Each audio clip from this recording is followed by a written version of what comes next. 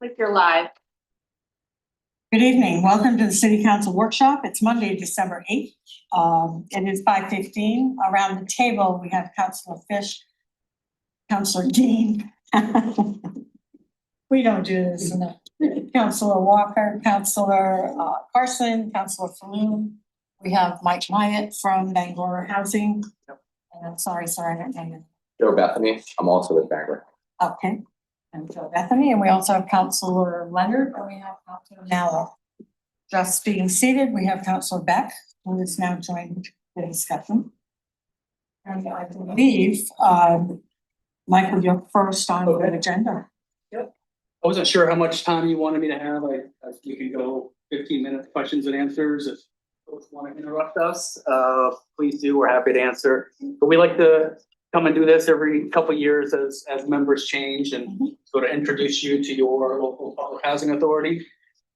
We kind of like to say at Bangor Housing, we're the largest public housing authority not in the housing business. And what I mean by that is we're in the family business and we're in the people business. Our number one overarching goal as an agency is to reduce or eliminate generational poverty for our over 2,500 residents that we serve every day, most of which are young families, almost 1,000 kids in our projects, mostly in the Cape Park neighborhood. In any given year, we could be 20% of Bangor's public school population, which is pretty amazing. Just in terms of our history, we bought the old Air Force Base. When Dow closed, Cape Park essentially was for sale, and that's the housing that we own and operate. Collectively, we have 9 projects right now, 3 in the works for almost 1,000 units by the time we finish what we have in the works. We have a project at the end of Sunset Avenue, 50 apartments for seniors, currently under construction. We have a brother-sister project going to be in the same piece of land for another 50 for seniors. And we also have a project, Home for Good project that we're partnering with Purple Street that I want to talk a little bit more about a little bit later. And we focused on the development of senior housing more so right now. Our waiting lists are not measured in months, they're measured in years, to the fact where we actually, Councilor Hawes, have closed a lot of our senior housing waiting lists just because it's 5 or 7 years deep. And never want to produce sort of false hope for a lot of our seniors. And our philosophy is if we can build a home for a retired person, someone who's worked their whole life and doesn't have a lot to go with, maybe they're living in tree streets or something. And if we can get them to sell their house and move into one of our projects, that single family home that they raised their kids on becomes available to another young family here in Bangor. And the rental that young family was starting out in now becomes available for maybe one of our college students that wants to stay in town. So we sort of look at it as a 3-for-1. Obviously, we want to develop more family housing. We've recently determined as a city that we're 700 units short right now of all shapes and sizes in Bangor. So we're trying to do the best that we can as one housing agency to try to put any sort of dent in that we can. In addition to that, we also administer a voucher program called the Housing Choice Voucher Program, administered by us through HUD. It's over 400 vouchers for over 100 landlords here in Bangor. That's a $4 million investment in Bangor every year that really goes to the small owners, the 2 units, the 3 units, the 4 units that really want to participate in that program, but that's really good revenue for them. And I just think that that's worth noting that that's a $4 million investment through HUD that goes to Bangor every year. We work hard to try to make sure that continues to happen. There's a lot of proposed cuts in the HUD budget through the administration, and we're working hard to make sure that we try to keep what we have. When I also talked about our families, we have a lot of young, work-able folks with kids living in Cape Park that the number one thing they want to do is get out of public housing. They maybe grew up there as kids. Maybe this is a 2nd or 3rd generation household living in public housing. And they just may not have the opportunities or the path to sort of figure out how to get out. So what we've done through our family self-sufficiency program is if a tenant comes to live with us on minimum rent, which is $50, and says, hey, I want to go back to school. I started college, but I needed to finish. I've got kids. I can't afford daycare. You know, all the stuff that people struggle with on a day-to-day basis. We're like, well, let's get you enrolled. So as they start with $50, the one really good thing HUD makes us do is as someone increases their life and makes more money, we just charge them more rent. That's just how public housing works. It's not really fair, but that's just how things work. Well, we can say if you're in FSS and your income goes up, so now your rent $200, you got to pay us the $200, but the difference we'll set aside in an escrow for you. So when you graduate and achieve your goal, which at the end has to be meaningful employment, which is different for all of us, you can receive that escrow. So I've got some data here where we've had income growth on average for residents that participate in this of over $36,000 by the time they graduate. And we've had 25 families leave public housing and buy a house. So we always say, we want you to leave. We never want you to come back, and we never want you to let your kids come back. End poverty right now for your whole family. And we don't do the work for folks. We show them pathways. And it's been the #1 success story for us, is helping families. Those are the cards we've been dealt. A lot of our colleagues across Maine and across the country serve mostly seniors. We serve mostly families. And so to the extent we can engage in this and help our folks improve their lives, it's been a huge success for us. So I talked a little bit about, we've got 50 units under construction. We've got another 50 units that we're hoping to start, although I think Maine Housing is going to see probably no resources next year based on how the federal budget looks. We'll see how the continuing resolution may come out at the end of January. But we do have an award from Maine Housing for a project called Home for Good, which is 30 units for the most chronically homeless folks living here in our city. And the one difference, I mean, we've done housing for homeless, permanent housing for homeless, but the one difference here is it comes with state funding for 24/7 on-site services. And we've chosen to work with Preble Street for that.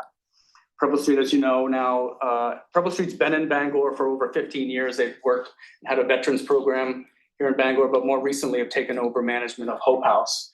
And I think done a really good job with that. So when we approached Mark and his team, we knew it would be a good partnership, and these are state dollars. This is not federal stuff, so we don't have to worry about, the legislature was really supportive of understanding that we have a chronically homeless issue in our state. And so they diverted part of the real estate transfer tax that used to go to the general fund and added it to this pot for Home for Good. So we've got construction money ready to go. We've got a site. We appreciate this council support for the site at 55 Cleveland, which was the site of the former homeless encampment, although we're gonna carve off about a 5-acre parcel on the Main Avenue site, as Main Avenue sort of elbows up to Corporate Drive. That site sort of tucked in behind those those really nice mature spruce trees along Main Avenue. We've got a contractor. We've hired LaJoy Brothers. We've got design ready to go. We're in the midst of executing our option agreement with the city. And we'll be ready to go. I'm going to start construction mid-2026 on that. That'll take a year to build, but we will be able to say in mid-2027, we'll be able to start making a permanent dent for 30 folks struggling with chronic homelessness here in Bangor. I think that's not a short-term solution necessarily, because it doesn't help anything today, but I think you can say that is part of a longer-term strategy for working on homelessness here in the city. There's a second phase that's open for that. We're considering applying for a second phase, an additional 30 units. We're just trying to work to make sure we have capacity to do that. We don't want to overpromise and underdeliver. We partner with a ton of agencies. Our biggest partner is the Boys and Girls Club of Bangor. We support them because they help kids before school, and the Bangor School Department drops them off at the club after school, and we love to support that because it allows our moms and dads to work. Childcare obviously is a large expense for our things, but. I know that was a lot. I do have a fact sheet that I do have. I can hand it out. I don't think I have one sheet. I'm still. And Counselor Dean, I have one for you as well, but I'm happy to answer any questions anyone may have of what we do and. The 30 units that you would plan for the homeless, would they be the Bangor homeless community? That's the intent. Yeah, so it's not based on a typical waiting list. Where, okay, you were the first one to apply, so you're the first one we talked to. Home for Good sites are based on something called coordinated entry. So Preble Street is gonna be reaching out to the folks that they feel will be best served by this project. So it's not, you have 30 people line up at the door, the moment we open applications, it doesn't work like your traditional affordable housing project. Preble Street will use the coordinated entry model, and Bangor Housing will provide vouchers to folks. So it's really, not everyone who's homeless may be the best fit for living and inside, frankly. So Preble Street will work to determine who needs it the most and really proactively go and work with those folks. And I have one other question. Phase 2, I suspect is at the same location, just expanding. I think if we were to have we could go up the hill a little bit on Cleveland Street. I don't know if that might be too much concentration in one area, but I think that's certainly a possibility. That entire site, Counselor, is 20 acres from Cleveland Street all the way to Main Avenue. We're purchasing a small 20% of it essentially along Main Avenue, but it's like 4.8 or 5. It's just over 5. Yeah, we said that before we had the survey, but we actually surveyed the entire 20 acres, so the city has the benefit of that other piece. It's an option, it's a possibility. I like that site because it's close to where Preble Street already is. So they have resources, they have staff, they have services around. But you know, you don't want to have too much concentration on any one thing, so we'd have to talk it through. Yes, could you remind me what the design is for these 30 units? Were they individual units or was it more of an apartment type dwelling? They're 400, they're more commonly known as like what you'd think is an efficiency apartment. They're 400 square feet.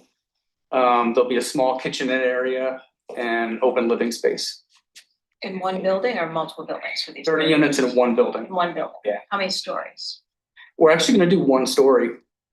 So if you picture the site, it slopes up a little bit on Main Avenue until you get to the spruce trees. What we're thinking about doing is, it's important programmatically for Preble Street to be able to say, I can see every door, I can see every hallway. So they're gonna be in the middle, you're gonna look down one hallway this way, line of sight, and you can see down this hallway, other line of sight. It's all on the first floor, which we like because we don't have to necessarily do like multi-story. We don't have to build elevators, all that stuff's expensive. We wanted to put drains in the floors for cleaning purposes. But Preble Street didn't want to have the ability for folks living outside to knock on someone's window. Because that's what happens when it gets cold. You and I get housed, and the group of folks that we've been living with outside for years we're gonna wanna let our friends in, which then jeopardizes our house. So the point of the 24/7 services is that Preble Street's there to support, so we don't jeopardize our housing, even though we dire, you know, and with dyers need to help our friends outside. So the way the building will be set up with the elevation is that you won't be able to reach the windows, even though it's a first floor establishment. But to not have to do additional stairwells with elevators is gonna save a bunch of money. So this is a tried and true design used elsewhere, or is this? We're using an architect firm called Garland Turgeon Dillon. They've designed a project called Florence House, which is a Home for Good project in Portland. At my previous employer 20 years ago, I helped to build one with Avesta Housing. Preble Street's the only entity in Maine that's helped provide services to the other 3. I will certainly sit here and say to you that the team that we put together is extremely capable of doing this, and it will be a success. Thank you. Yep. Councilor Beck. And then a question about, with all the talk about the funding changes coming from the federal level on vouchers. Mhm. Do you have a sense if the 400 voucher that you're administering now, they're gonna be affected by those changes at all? That's a great question. HUD and Congress really, really like the voucher program. They really don't like public housing. So we're actually trying to divest ourselves of our public housing and essentially flip it to private-based ownership with project-based vouchers. So our operating subsidy, which is public housing, which is Section 9, has just gone like this over the years. Vouchers, which is Section 8, has constantly sort of gone up. So I think as we convert, again, if Congress just does another continuing resolution, I think that's good for us. It's good for our vouchers. If Congress actually approves the HUD appropriations bill that Senate and House debated, that's even better for vouchers. It's horrible for public housing. So I think vouchers historically have been really, really good, and I think they'll continue to grow. But I'll say one thing is, we only get, even if we grow as the market, as the price of a voucher goes up, we continue to see somewhat, not necessarily grow the number of vouchers, we're just keeping up with the demand of the inflation on the units.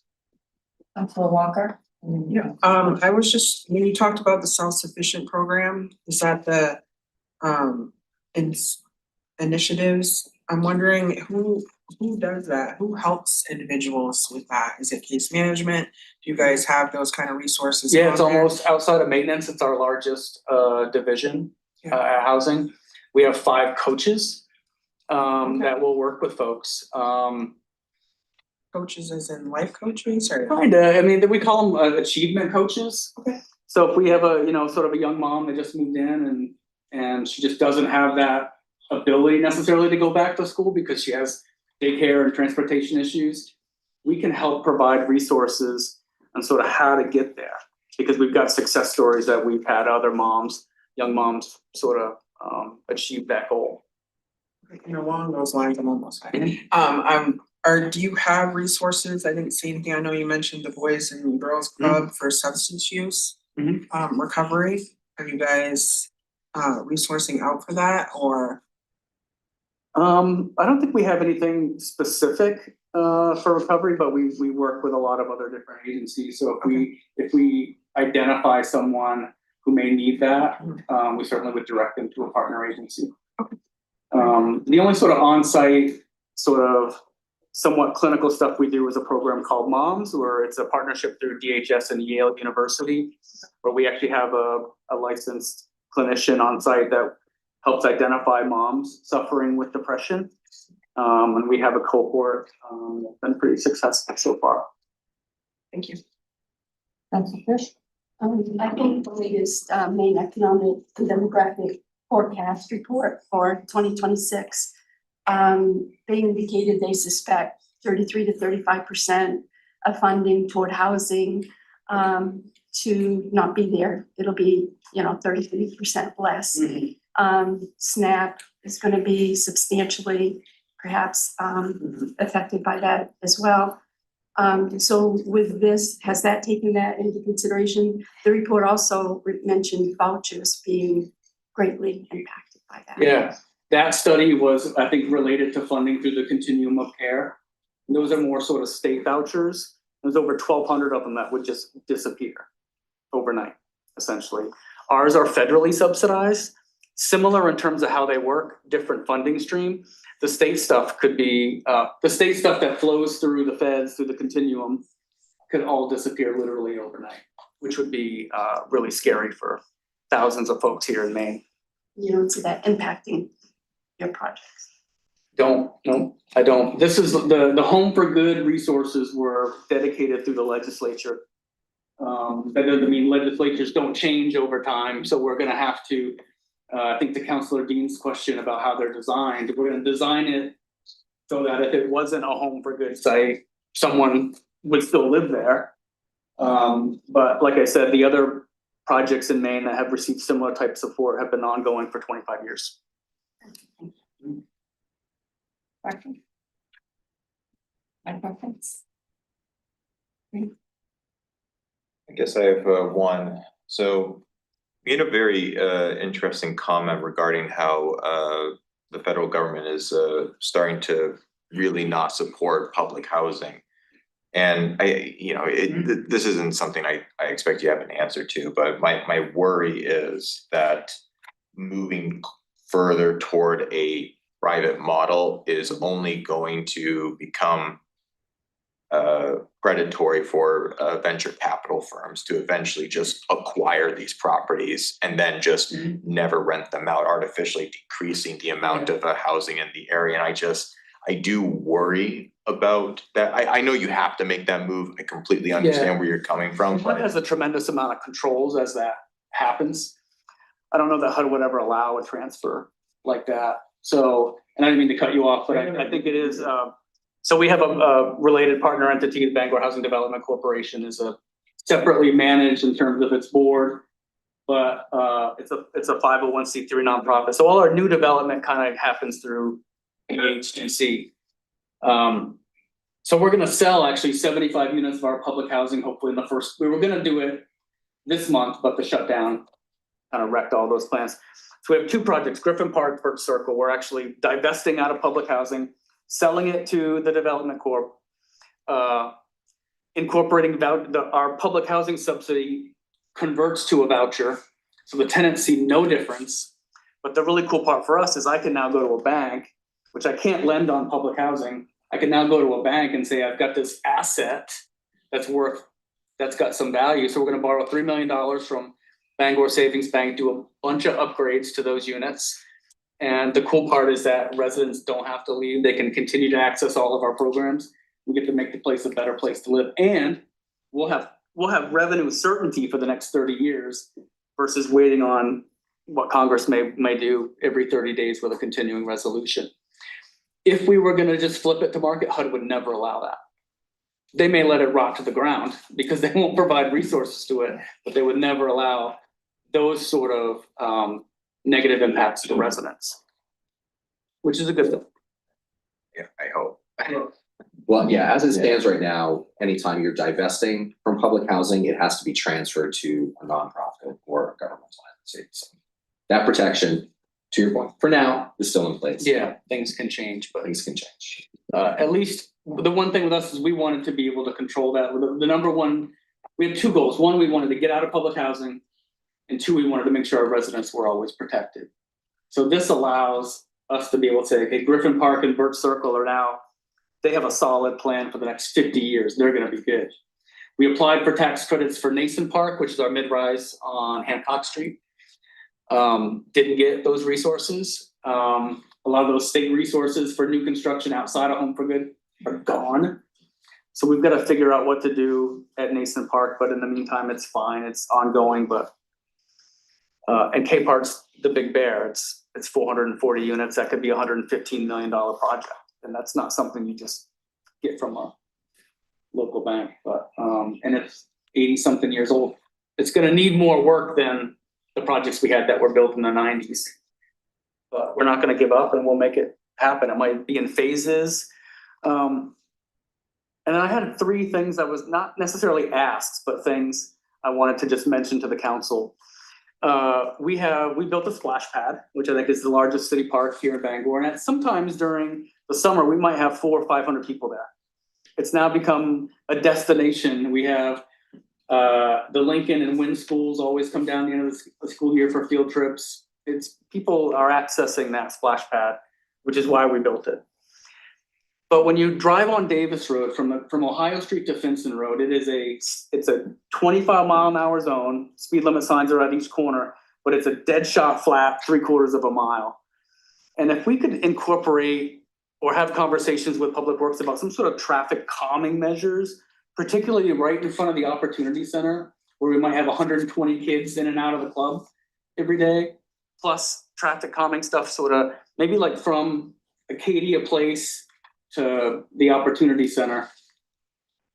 I mean, people can go pretty fast. It's 25, and even if you're going 45 and you've got cars in the road, if we could come up with some sort of solution together about traffic calming, I think would be really important.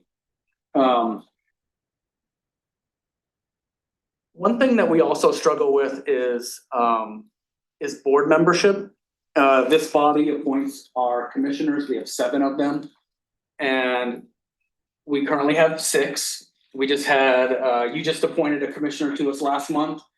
And when I had my intro call with him and he realized we met at a certain date and time, he was like, well, I can't do that. So he literally resigned before he started, which is good because he was committed to his other work. The state statute allows commissioners to be within the area we serve, which is Herman, Hamden, Glenburn, and BC. I know it hasn't been the traditional situation where you've always appointed members from Bangor, but the statute allows you to appoint from within the areas we serve. So if we had someone that lived in Herman that wanted to apply to be on our board, you can appoint that person. It's consistent with the statute. You have the authority to do that. We've just never done that. But we have a staff of over 50 folks. We have a $20 million budget. We have to have meetings because there are business items that we have to do. And our volunteer board is amazing. Awa, who works here for the city, is our chair. She's a wonderful spokesperson for our work, but we've also got board members that have been on our commission for over 20 years who understand the way HUD works, and they're incredibly valuable, but I think they're closer to retirement. We're asking to see if we can expand the pool of folks interested in working with us. You know, we meet 11 times a year. Maybe we might take a month off in the summer for vacations, but I would encourage the council to, if you happen to see an application from someone, I don't have anyone in mind, but if you had someone from in one of those areas that we served, or we could even work with the city clerk to advertise in that way, you are allowed to appoint. And I think we are in dire need of having more folks interested in working with us at a board level.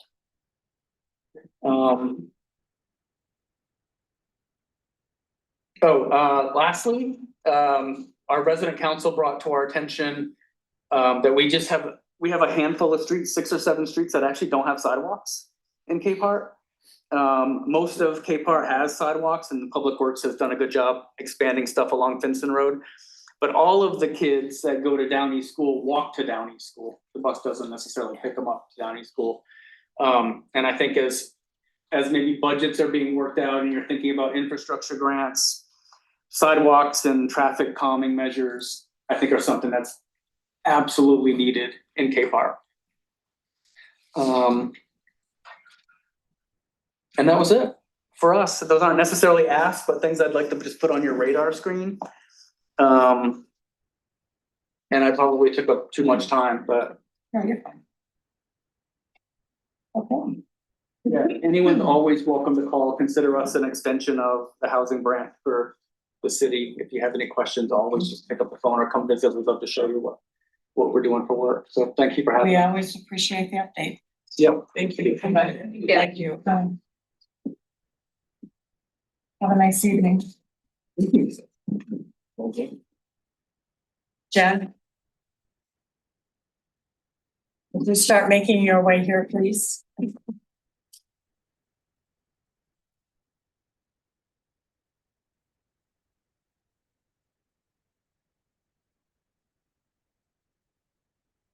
All right, looking at time, I think we should try to target to be going into executive session around 6:15. I would think so. So I'll keep an eye on that. So it's been about 2 weeks now that we've been discussing the railroad encampment. And so I wanted to start by giving you an update on where we are.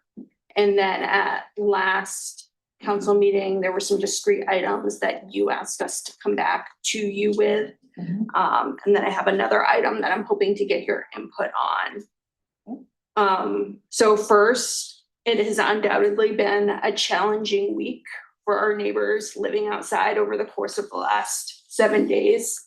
It's been freezing cold, and we've had 2 instances of snow. Last week and over the weekend, BCAT and the park ranger have made frequent visits to the encampment on the railroad to check on individuals and to offer transportation to warming centers. Also in that space, as you know, last week the city heard from the Maine Department of Environmental Protection about concerns associated with the encampment and the river. This was triggered by a report of items including trash and human waste being either thrown into or nearby the river. An inspection was supposed to occur today, and I had emailed you about that.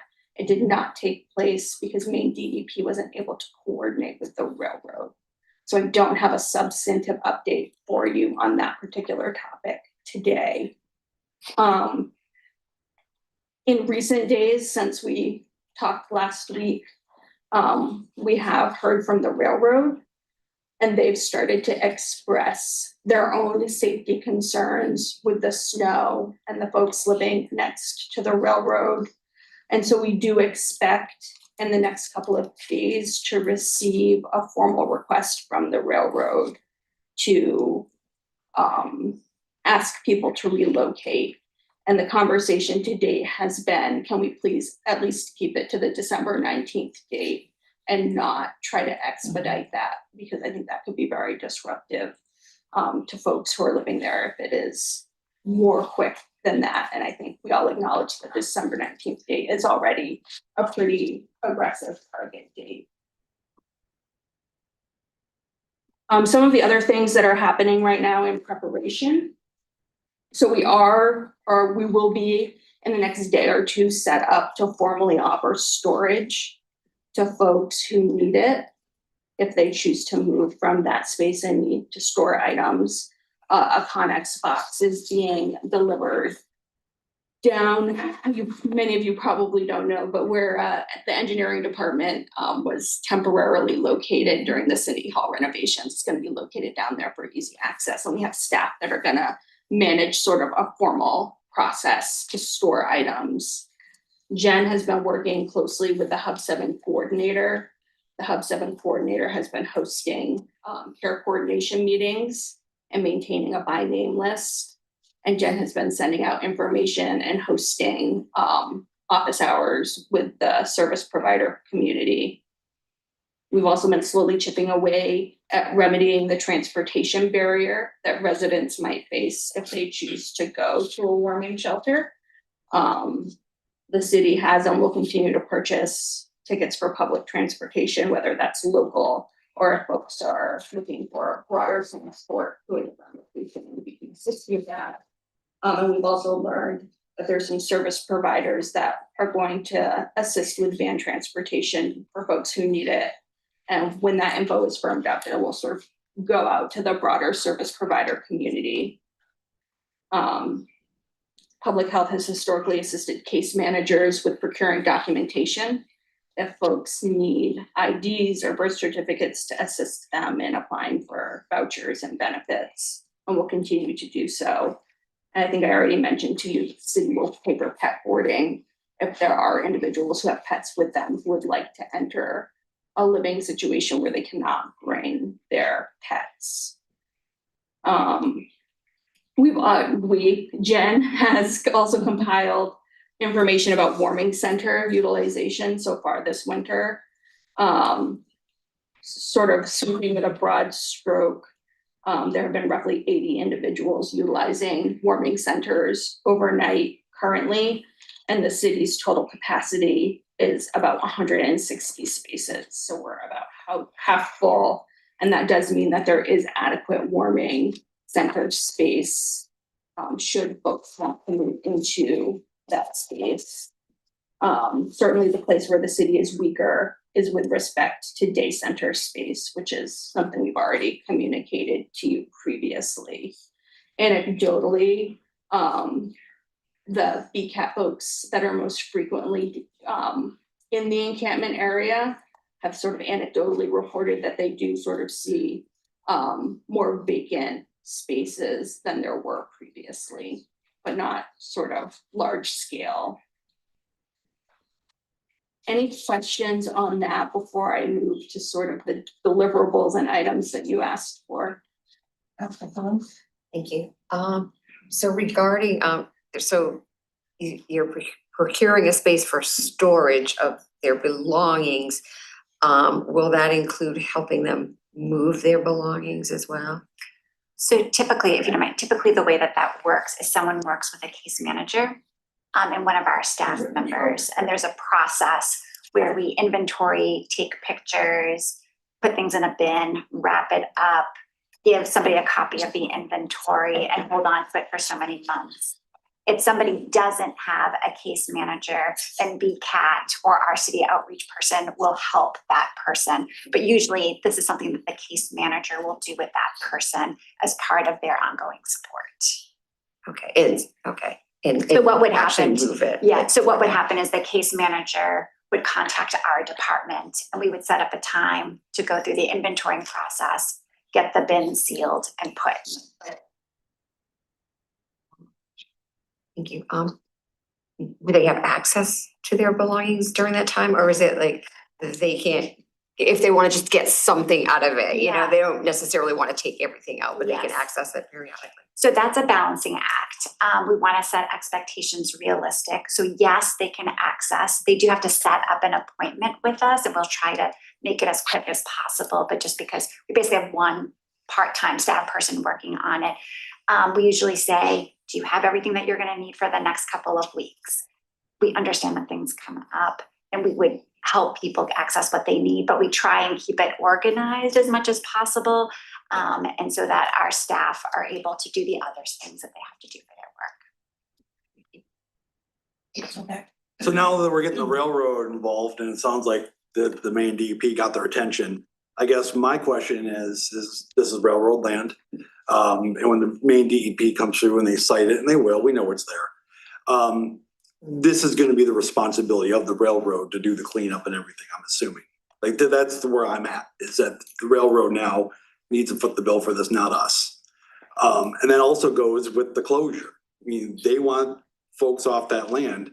I guess now I've kind of changed my perspective that why are we being the bad guys now?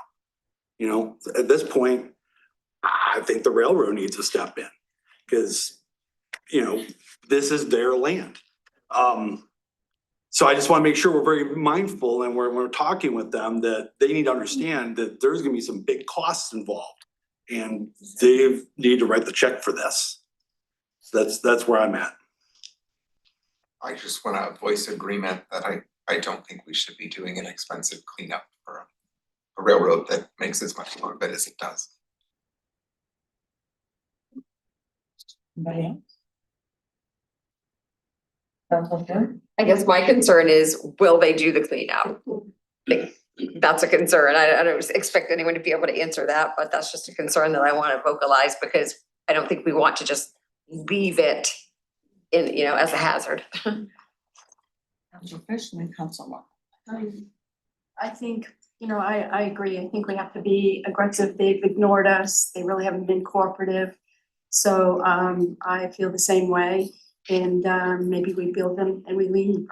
You know, I just think we have to just not say, well, they're not gonna do it, oh well. I think we have to think about being a little more aggressive about cooperation. In this particular case, it's the railroad, but I can see other avenues where there's other towns or other residual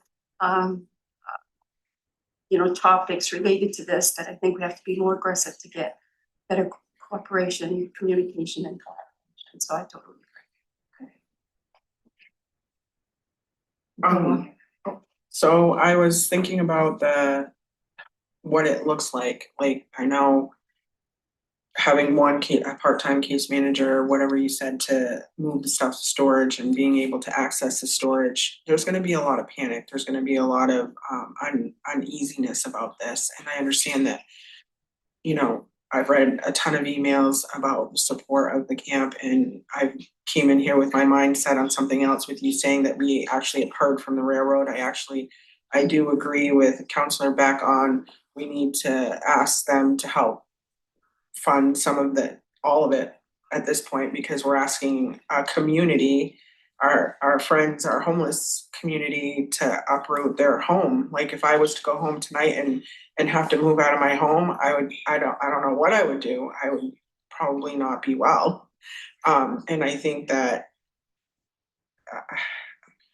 I'm just decide myself as far as like the storages are a good idea, but like they go, so we're using 80 beds and there's 160. And how many do we have down at the camp? Do we have a number of people? Do you know, I Jen? believe when I looked at the binding list that Path just talked about with the care coordination, I think they were talking about the 42 people. I do like that, you know, now there's talk, because I believe there are pets there. I do like that we're willing to, that there's a plan for pets to go with their owners somewhere that where they'll be safe, but I just think that there needs to be a lot more planning and it needs to happen immediately. The 19th is right around the corner, like some of us are like, oh, Christmas is right around the corner, like the 19th is right tomorrow and it's cold out. I did hear somebody in the building say something about how they're gonna move their stuff. It's gonna be with a shopping cart. We see it all day, every day. You know, I wanna make sure that some of these things aren't just, we're just not sitting here saying it. I wanna make sure that there's a plan. And if that involves you guys reaching out to me, I will help with that as well. To help people move their stuff. I don't know what that would look like, but I mean, this is their property. This is all that they own. I do get emotional about it. I think that all the concerns have been read. I read every email that came through and I'm in favor of, I really just,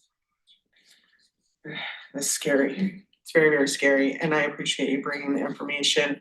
But I definitely would need more of a plan to really support it. Like what it, we can't just go in and be like, the 19th's here, let's go. Like, and we're gonna be in our homes, but like, you know, I'm one bad decision away from being homeless, you know, so like, I have goosebumps right now because we can sit here and say, oh, we gotta be in a different meeting in 15 minutes, but like, what does this actually look like? And I'm glad that the railroad did reach out, but we as a city and a team need to come together and be like, what can we do? Let's be boots on the ground and help figure this out because it's gonna come and then it's gonna be bad.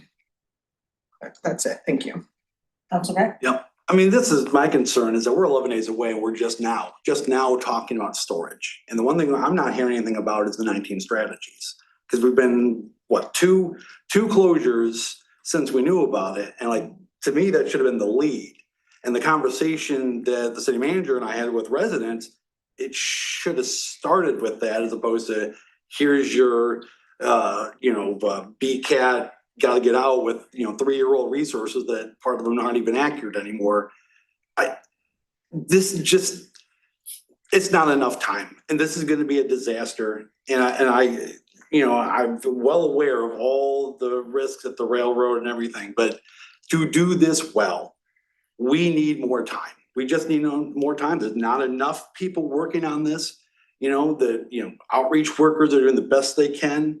We need more time. I'm in favor of just not a date, but a goal. We can't work towards a date. We have to work towards a goal. And in this case, and I think that this is what's probably going to come up next in this conversation is about the possibility of a safe outdoor space or encampment, but we need to work towards a goal, not a date, because we're not going to make the date, and this is just going to be bad for everybody. We have about, I think it's less than 42 now, correct? Campers down by the railroad. I just got an email this afternoon and I will get back to you with the accurate number, but I remember seeing 42 in that email. But again, I will recheck that number. So of these, are we, no matter how much time we give, I'm wondering about the 42 individuals. I think there has been housing opportunities, but many of them have not been able to go for various reasons because of some of it's because of the housing has been too expensive. It's not as, their vouchers don't cover it. And so what percentage of the people could go to housing if they changed maybe some behaviors? Or how many of the people just choose to be where they're at and don't really want to be open-minded to some of the other possibilities that we could get them in a safer space? It's a great question. It's really hard to measure because people who have vouchers, So just to give a little bit of background, the PATH team is going into that space 3 days a week, Monday, Wednesdays, and Fridays. And they are sort of the first line of defense to go in there and work with people who have vouchers. And you're right, people are at many different categories of that voucher. Some are, they've got housing lined up, they just have to sign a few things and they can move in. Some have a little bit more of a harder history, whether it's with evictions or some criminal records that have a little bit more of a struggle and you have to find the right landlord. Some of them are waiting for documents, and the PATH team and other case managers in that space are navigating all those pieces for those people to get eventually successfully housed and stay housed. And then there are people who don't have vouchers, and some of those people will go to warming shelters, some will not. It's a moving target every day for an individual person. Some days they just might be in really tough crisis and they are not willing, not that they're not willing, they don't know how to take a step forward. And there could be somebody who has decided, I just can't go into a physical space because I have mental health challenges and it's being in a warming shelter is really traumatic for me. So it's kind of a moving target for everybody depending upon where they're at that day many times. And what it takes, what we have seen in our experiences, is just that constant engagement. So to answer your question, what percentage are we at? I really don't know, because whatever I told you today is going to absolutely change tomorrow. I was just, the reason for the question was I just didn't know if we had a goal and not a date, if the situation was going to change, whether we said 30 days, 60 days, 90 days. I think the complex situation with a group of people is going to be the same, whether it's the 19th or 30 days or 60 days. So I don't know that time is probably part of the equation, but I think we're missing something else here. Just to answer your question, I think if you're going to talk about time, we also have to talk about resources. I think you have to talk about both at the same time. We could extend for as long, but if we don't have additional resources, then we're going to be in the same place a month, 2 months, 3 months from now. Okay. When you were talking at our last meeting, I believe you said something about, of course, the date was set at the 19th, but you had mentioned if the individual actively engaged, that we would work with them.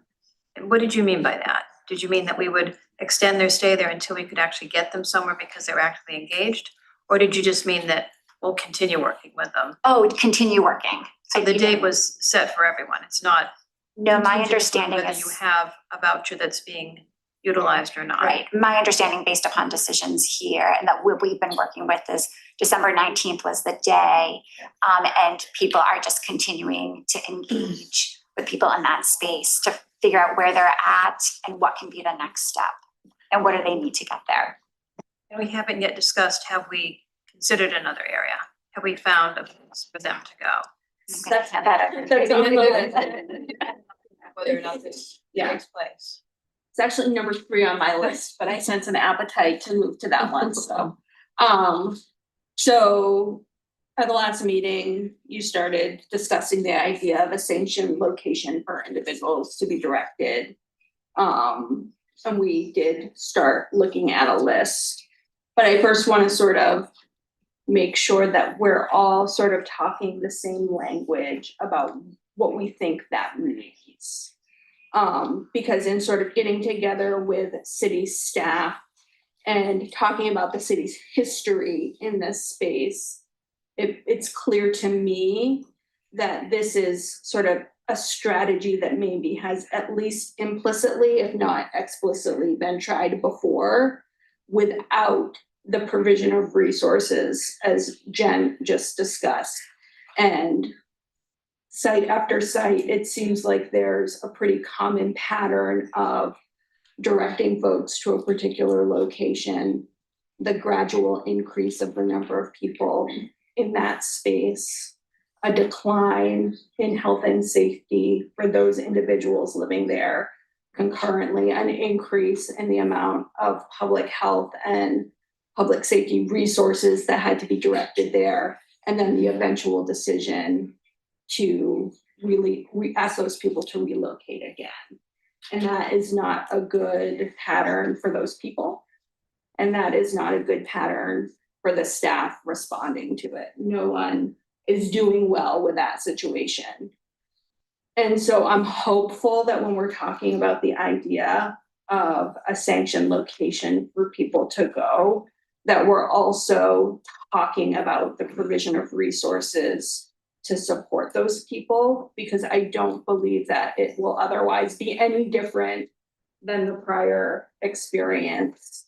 I think Jen is pretty well versed in what best practices look like for something like a sanctioned encampment. She's sent me a whole bunch of things on this topic for me to get versed.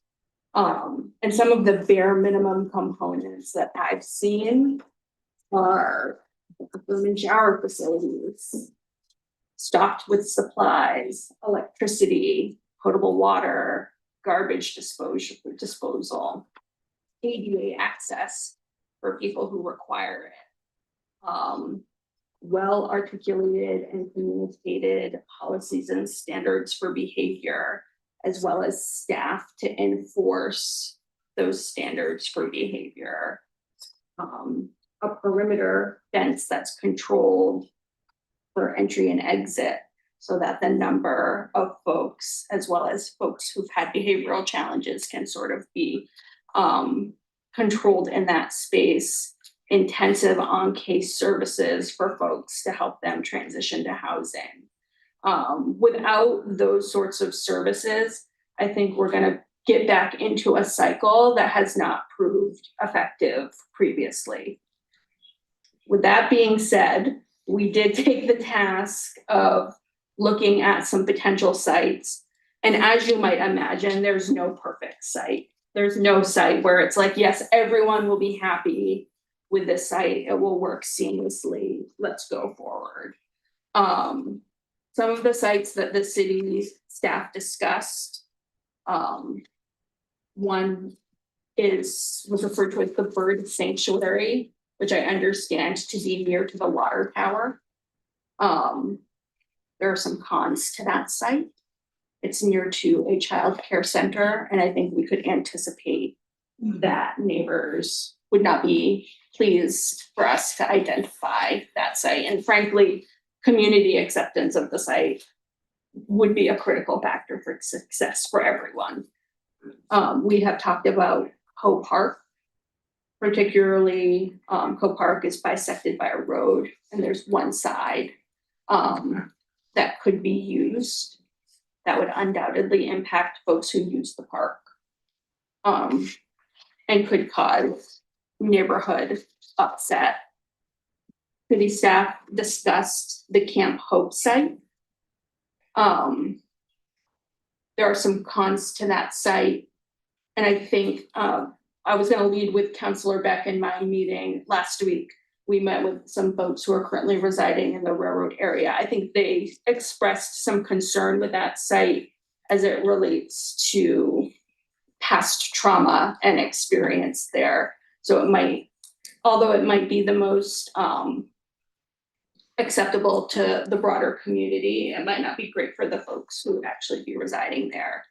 And then we discussed Bass Park as a potential location.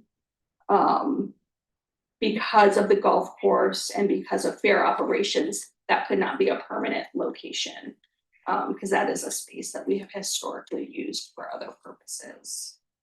The other option that city staff discussed extensively, instead of or in addition to a sanctioned encampment, is the possibility of the city investing heavily in day space to supplement the overnight warming center space. I think we have service providers already in that space who have provided resources, could supplement the day space. We have opioid settlement applicants who are proposing to do a day space with services. And so that may be something that we want to talk about in addition to or in supplement of a sanctioned location. It's everywhere. Council Leonard, you had your hand up. And then, So because we now have the option of a site, regardless of the problems that come from any of these sites, we have to pick a strategy at this point and start the moving goal of starting the rehabilitation process of making sure that these individuals are actually given a chance to survive and live. We have to do this humanely though, and we also have to do this logistically in a rational manner. And so I also have to concur that if we're going to do this rationally, that the idea of getting everyone out of there on December 19th is a really great idea. Let's just be real, it's not going to happen. It's just not going to happen. And there's just going to be a lot of people who are going to be swept into the Bangor area system. And we're going to have the same issues like we did with the Camp Hope sweep and all the other sweeps beforehand, just more preventable trauma, more preventable diseases spread not just throughout the ones critically affected, but also ones that interact with that community as well, because that negativity is going to spread to other individuals. So we have to get our strategy in place and we have to do it very quickly. So,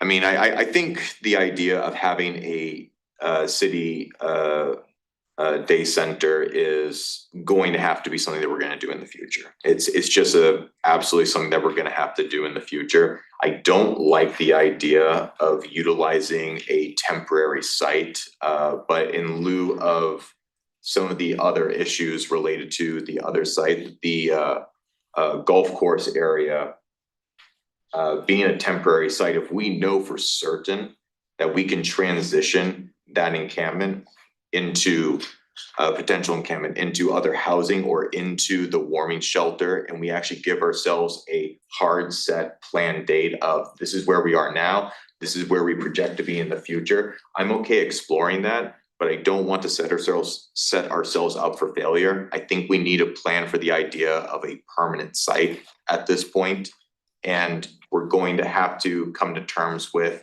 we are not going to pick a perfect place, but we have to pick a place. So I guess that's the decision that we're going to have to talk about now, which is what is the site? What is the plan before we start the logistics of this? I am interested to know, I know that there's not a perfect solution. I know that no matter what is available, some people are going to choose not to go to places, but I do wonder, I am in favor of heavily investing in day space, especially if there are people who are going to do that. If we're able to do that, do you have then a recommendation on a location if both are true, right? If we're gonna have day space, and does that sort of narrow down what the and piece could be here? Or I think the question is really challenging because when selecting a location, it's not just about, in my mind, and I don't have a vote, right? It's not just about what is best for the people who are asking to move. We're talking about the well-being of the broader community who have very diverse interests and needs. And I think it would take a lot more time and thought to really go through the list of our complete community's entire needs to identify what would be the best location and would meet the most of those needs. It would be really premature to sort of say one of these works best. Okay, I have a couple of questions. I'll try to keep it quick. Can that deadline, which is causing anxiety for the entire community, I think, be kind of a soft deadline where, you know, we're working toward, you know, getting to zero, but if we get to the 19th and there are still a few folks there, that we just don't like drive them out with no place to go. Can I offer a strategy that we did with the encampment, just to throw this out there? Well, there are many lessons that we learned from the encampment, some we never want to repeat again, some that we do. One strategy that was employed was, as we got closer to the deadline, if someone was consistently engaging with outreach, caseworker, BCAT, city outreach, that there was more flexibility until they found their next right spot. So that is something that we've done in the past that could be considered again. And anyone who wasn't engaging in a regular basis past the deadline was sort of asked to kind of move on, and if they needed some help moving on. I'm just offering that as a strategy that was used previously.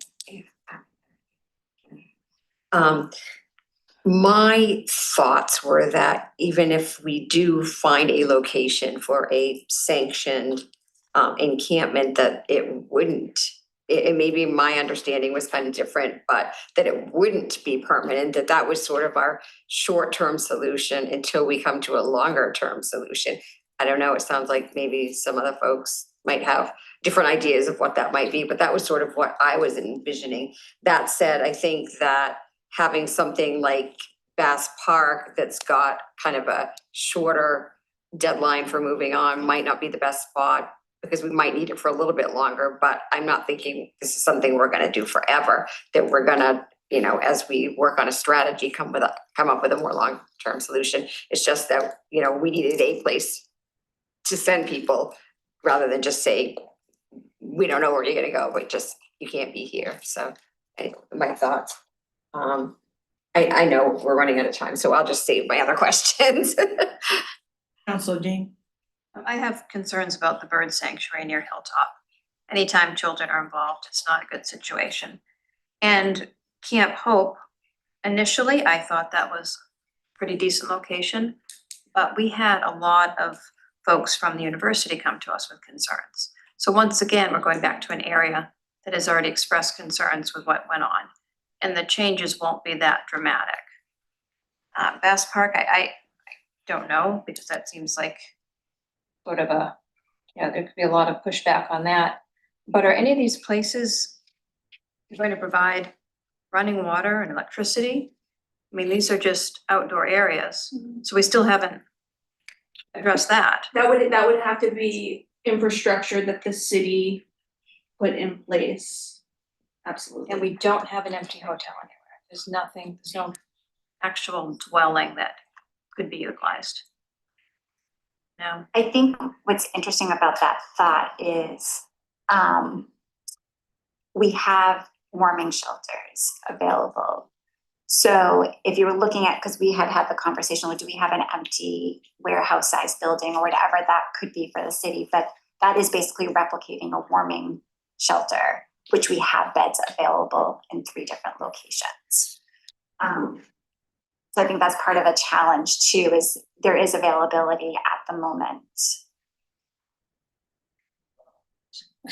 Counselor Mello? I'm curious, when we closed the last encampment, we owned the land. Now, we're dealing with the railroad now. If they say the 19th is the day, we don't have any say in the matter because we don't own the land. So I think we have to find out where they stand before we make too many decisions. And it'd be great to make a decision and then have them say, no, out today, this is it. And they can sweep the area and we have no control over it at all. So I think you have to deal with the railroad first before we can make any sound decisions. Counselor Leonard?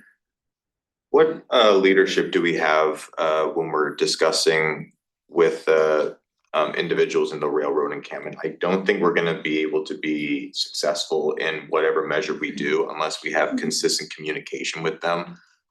Do we have individuals that we have identified as leaders of the encampment? And are we maintaining communication with them and sharing their strategies and insights with us as well? Because it's also going to be really important to hear their perspective on all these sites, not just Camp Hope as well. your question was, leadership within the folks that are living Yes. there. So Counselor Beck, was invited, I don't need to speak for you, Nope, but last week was invited to a meeting with folks who currently reside at the encampment. And he invited me to come along, so we both went. I think it was very valuable, to discuss with folks what their concerns, and fears are. And they expressed that that is something that they would like to do on more of an ongoing basis as we sort of march through this process, whatever it winds up looking like.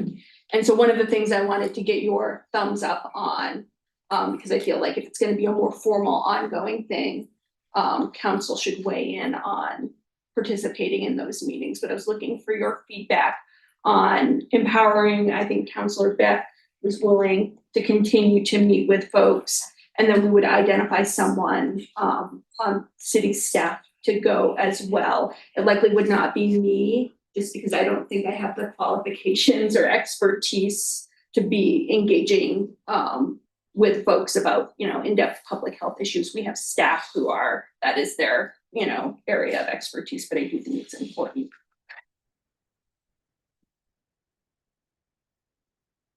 Just a quick comment. It might be kind of intimidating to have like the whole council show up, so Yeah, probably yeah. just And having it one or. can become a public meetings. Yeah, so I'm just thinking that could be very overwhelming for those folks. And then just one other quick comment is, like, I know this is not the only encampment in Bangor, so have we considered, if we have a sanctioned encampment, like, are we gonna have folks from those other areas? Because we probably need to, like, size it to accommodate more than just the folks at the railroad encampment. So that, I just want to share, so, as I've come to learn more about the idea of a sanctioned encampment, the thing that drew me to it is the idea of the safe outdoor space model, or the village model, I've also heard it called, where the idea is very temporary. This is just a chance to give people a place to stabilize while, we figure out a way to get more housing stock, because we're just woefully short. And I don't want to set it for a date, but I want to set it for a goal, because we have a lot of work ahead of us to do with the long-term strategy. And as we work on that, there are just folks that this works better for. And to me, it's more than just, here's a place to go to make you happier that works for you, but it's also the outcomes that come from this when it's done well, when it has, the infrastructure invested in it. Where, in some areas you're seeing better access to housing than congregate shelters. There's a success story to be had here. So this is more than just, what do we do for these folks today? There's a success story to be written here, with savings to the city, for better outcomes for the people, for just basic decency. So that's what I hope comes of this, is if we do this, and maybe even do what other sites have done, where they've actually expanded it. There's been local businesses who will say, hey, we'll give up part of our parking lot for this, or, it's worked. It's gonna take a whole community to step in and say, you know what, let's really get our arms around this problem. And if this is one of our arrows in our quiver, let's take it. And, and let's turn the tide on this. So hopefully we can explore this model more and make this work, and that includes good neighbor agreements, because I know there's concerns with neighborhoods about, if you put this here, statistics have shown, though, you get the folks who are gonna be living there involved and give them autonomy to help set the rules so they get buy-in. And the rules they come up with are almost identical to what we would probably give, but because it came from them, there's more buy-in.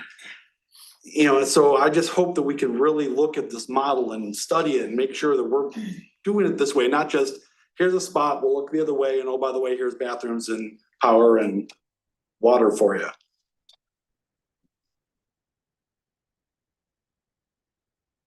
I agree that, the long-term solution would be to find something, and again, my mindset is it's not a permanent but transitional housing. And with rules and regulations, and thoughtfulness for safety and where we place it in the community. And I think a more immediate idea, you mentioned that there's the immediate thing we need right now is day shelters, day places. And it sounds like there are some things coming up for that. So if we can coordinate where we could have day space for our campers, as they transition, that would be helpful for us to know, to have an immediate place for them to go. And we should continue. I know we've had a lot of emails, a lot of ideas and model ideas. I've reached out to other communities and other towns with similar populations that seem to have some homeless ideas as well as transitional housing. So maybe somehow we can start coordinating that. And even if we have to have another special workshop day, once or twice a month, I think we really need to be aggressive about trying to come up with a long-term solution. This is true. We are now over. Chair, pursuant to one MRSA section 4056A and one MRSA section 4056C, I'd like to make a motion that we go into executive session. Second. And moved and seconded. I do believe we have to, Pardon me? have to say what regard. Executive session. Correct. Did you read personnel? There is now one MRSA section 4056A is now, and one MRSA section 4056C disposition of real property. Council, Yes. Council Dean? Yes. Council Walker? Yes. Council Parsons? Yes. Council Bloom? Yes. Council Beck? Yes. Council Leonard? Yes. Council Mallard? Yes. And I will be a yes. We are in executive session.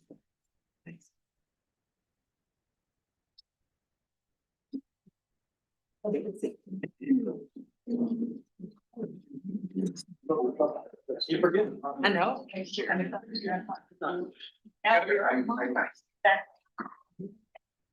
Gotta go. Well.